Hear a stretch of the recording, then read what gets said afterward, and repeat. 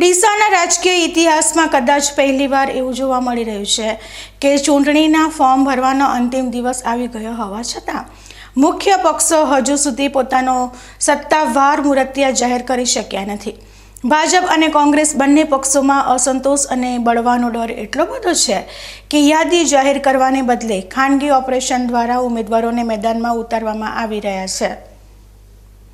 ડીસાના રાજકારણમાં અત્યારે એવું લાગે છે કે જાણે કોઈ રહસ્યમય ફિલ્મનો ક્લાઇમેક્સ ચાલી રહ્યો હોય। શનિવારે ફોર્મ ભરવાનો છેલ્લો દિવસ છે, છતાં શુક્રવારની રાત સુધી ભાજપ કે કોંગ્રેસ એક પણ પક્ષે પોતાની યાદી જાહેર કરવાની હિંમત કરી નથી। ભાજપે આ વખતે નો રિપીટ થિયરી અને 60 વર્ષની વયમર્યાદાના એવા કડક નિયમો લાદ્યા છે કે વર્ષોથી ખુરશી ચીપટીને બેઠેલા દિગ્ગજોના પત્તા સાફ થઈ ગયા છે।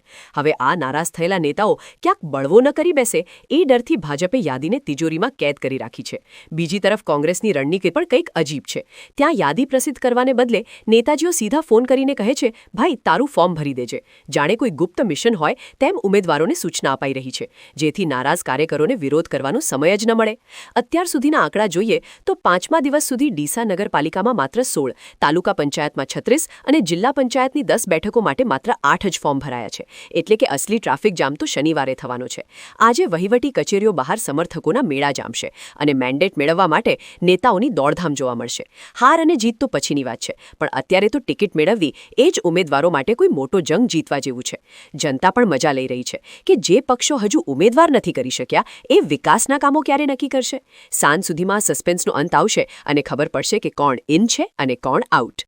ડીસામાં ફોર્મ ભરવાના અંતિમ દિવસે રાજકીય ગરમાવો તેની ચરમસીમાએ છે। પક્ષો દ્વારા જાળવવામાં આવેલું આ સસ્પેન્સ લોકશાહીના પર્વમાં ઉત્તેજના તો વધારે છે, પણ સાથે સાથે આંતરિક જૂથવાદને પણ છતો કરે છે। આજે સાંજ સુધીમાં ચિત્ર સ્પષ્ટ થશે કે ડીસાના રણ મેદાનમાં કયા સૈનિકો સામસામે ટકરાશે।